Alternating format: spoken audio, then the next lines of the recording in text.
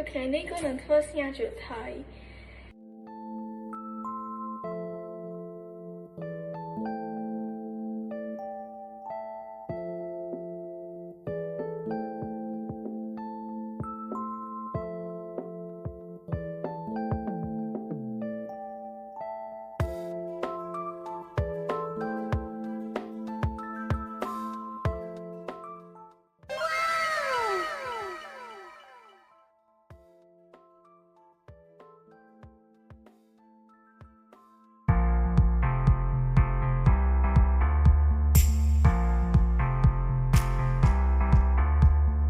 ជំរាបសួរអ្នកគ្រូថ្ងៃនេះខ្ញុំនឹងមកធ្វើមុខម្ហូបស្ងោរជ្រក់សាច់មាន់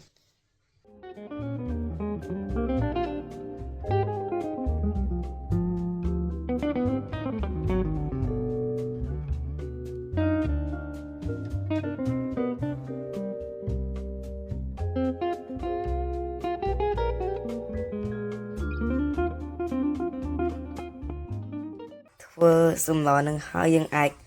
ដាក់ថែមពីលើជីនឹងវហើយនឹងច្បាច់ក្រូចឆ្មាថែមទៀតសម្រាប់អ្នកគ្រូ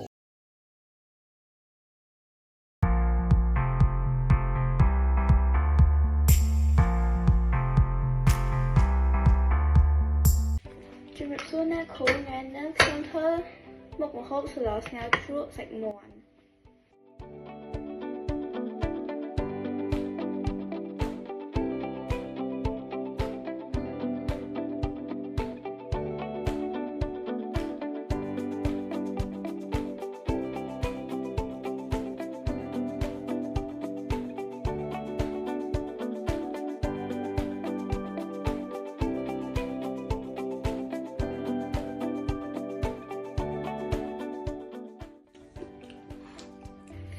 ជំរាបលាអ្នកគ្រូ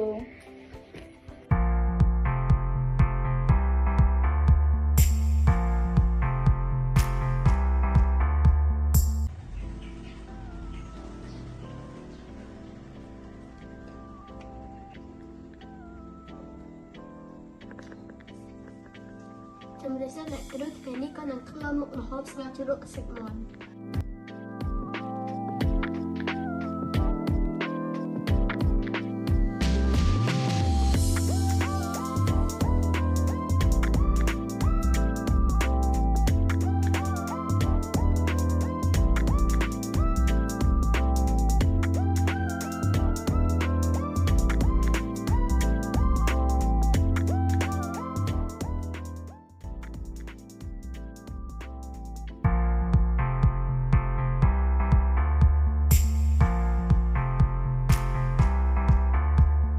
អ្នកគ្រូថ្ងៃនេះខ្ញុំនឹងធ្វើមុខម្ហូបមួយដែលមានឈ្មោះស្ងោរជ្រក់មាន់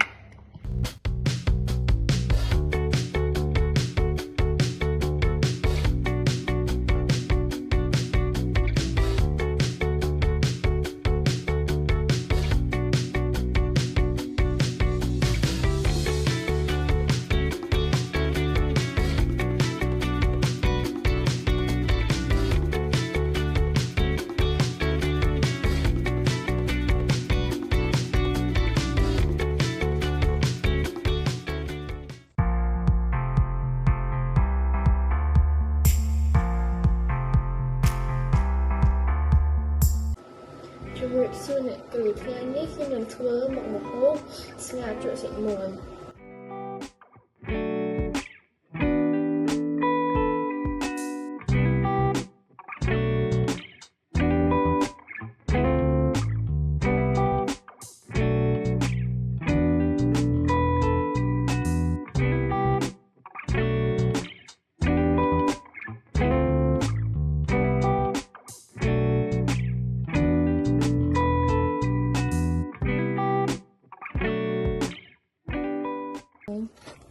អរគុណអ្នកគ្រូជំរាបលាអ្នកគ្រូ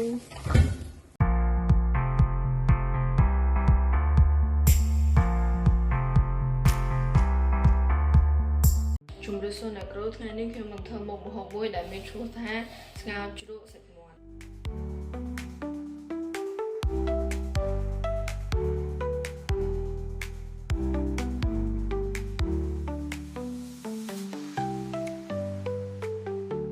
ជ